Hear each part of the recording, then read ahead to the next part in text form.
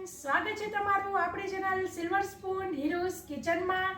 તો મિત્રો, કેમ છો બધા મજામાં હશો। આશા રાખું છું કે તમે બધા સ્વસ્થ હશો।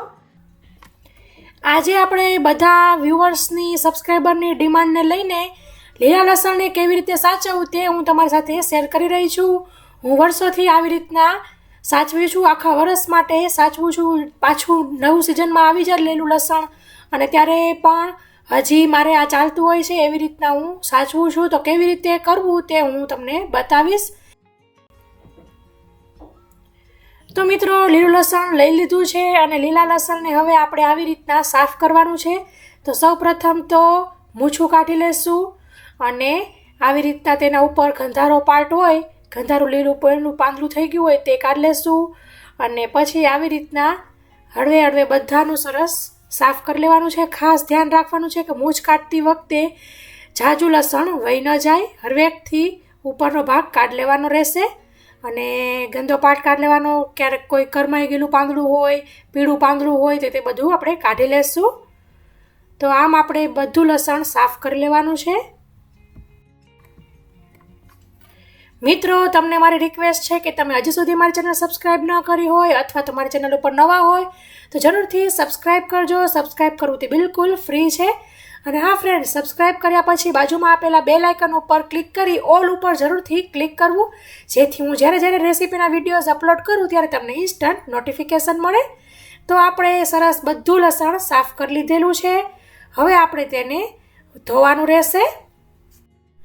લસણને ધોતી વખતે પણ ખાસ ધ્યાન રાખવું કે આપણે જે વ્હાઇટ પાર્ટ ને ગ્રીન પાર્ટને આમ સરસ ગોઠવેલો હોય તે વિખાઈ ન જાય, નહીંતર આપણને આમ સુધારવાની મજા નહીં આવે, બીજું તો કશું ન થાય। તો આપણે સરસ તેને આવી રીતના 2-3 પાણીથી ધોઈ લેશું, જેથી એકદમ ચોખ્ખું થઈ જાય અને હવે આપણે તેને નિતારી લેવાનું છે।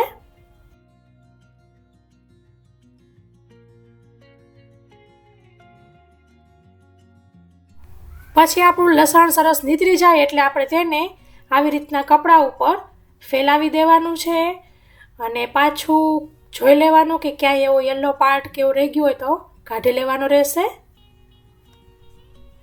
અને આવી રીતના થોડીક ઉતાવળ હોય તો આપણે ઉપરથી પણ કપડું કરીને આમ સહેજ લૂછી શકો છો, જેથી ફટાફટ થોડું કોરું થાય। અને ટાઈમ હોય તો આવી રીતના કપડા પર પાથરી દઈએ અને પછી સહેજ હવા આવતી હોય ત્યાં રાખી દઈએ તો તેની મેળે સરસ પાણી સુકાઈ જાય છે। તો અત્યારે મને થોડીક વિડીયો શૂટિંગ કરું છું એટલે સહેજ ઉતાવળ છે, તો આવી રીતના થપથપાવી લેશું અને સરસ થોડું કોરું કરી લેશું, ત્યાં સુધીમાં બીજું કંઈક કામ કરી લઈશ। તો લીલું લસણ સરસ સુકાઈ જાય એટલે આપણે આવી રીતના થોડું લસણ લેતા જશું અને તેનો જે વ્હાઇટ પાર્ટ છે તેને કાઢી લેશું અને સાઈડમાં રાખી દેશું અને પછી ગ્રીન પાર્ટને સરસ ઝીણું સમારી લેશું। વ્હાઇટ પાર્ટ એટલે કાઢવાનો કીધું છે કે તે ઘણો મોટો હોય છે અને તેને આપણે જે ઝીણું સીધું ડાયરેક્ટ નથી કરી શકતા, સીધું રાઉન્ડ ચકેડા થશે, એટલે આપણે તેને અલગથી કરીશું। ઝીણું જ એકદમ સાવ તમે મારું લસણ જોઈ શકતા હશો, એક પાટિયા પર ચોપર ઉપર છે એવું ઝીણું હોય તો તમે ડાયરેક્ટ પણ કરી શકો છો, પણ આવી રીતના વચમાં એક મોટો ગાંઠિયા જેવું છે તો તેવી રીતના હોય તો તમે આવી રીતના વ્હાઇટ પાર્ટ અલગ કરી દેવાનો રહેશે। તો આપણે આવી રીતના સરસ લસણને ચોપ કરી લીધું છે અને આવી રીતના બીજું બધું પાંદડાવાળું પહેલાં કરી લેશું।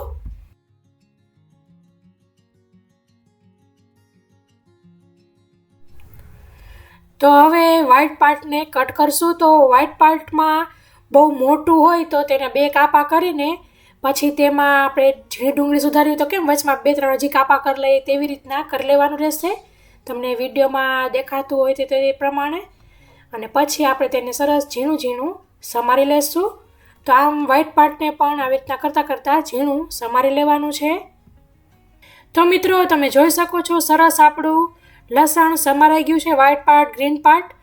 તો ક્યારેક આપણને મેથીના ગોટા કરવા હોય, તેમાં નાખવું હોય, થેપલામાં નાખવું હોય, સૂપમાં નાખવું હોય કે કોઈ પણ શાકમાં નાખવું હોય તો ફટાફટ આપણે યુઝ કરી શકીએ છીએ। તો તેના માટે આપણે ફ્રોઝન કરીશું, આખા વર્ષમાં તેને ઉપયોગમાં લઈ શકાય એટલા માટે।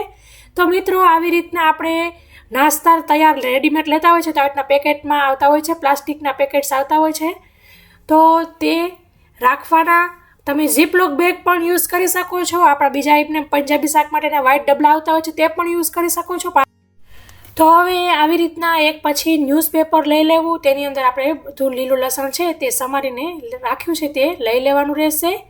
અને પછી તેને આવી રીતના બેન્ડ વાળવાનું અને આવી રીતના પાછું બીજું વખત વાળવાનું અને પછી ફોલ્ડ કરી આવી રીતના પછી ફોલ્ડ કરવાનું રહેશે. તમે વિડીયોમાં જોઈ શકો છો. અને પછી આવી રીતના ફોલ્ડ કરી ઊંચું કરી તેની અંદર આવી રીતના કરી દેવાનું એટલે પેકેટ એકદમ રેડી થઈ જશે.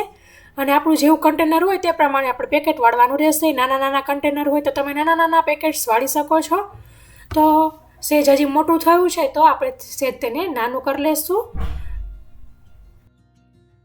અને મિત્રો ખાસ એ વાતનું ધ્યાન રાખવાનું છે કે જ્યારે આપણે ફ્રીઝરમાં રાખી દઈએ પછી જ્યારે વાપરવું હોય ત્યારે જેટલો ભાગ જોતો એટલો કાઢી લેવાનો, પછી તરત જ તેને ફ્રીઝરમાં મૂકી દેવાનું રહેશે.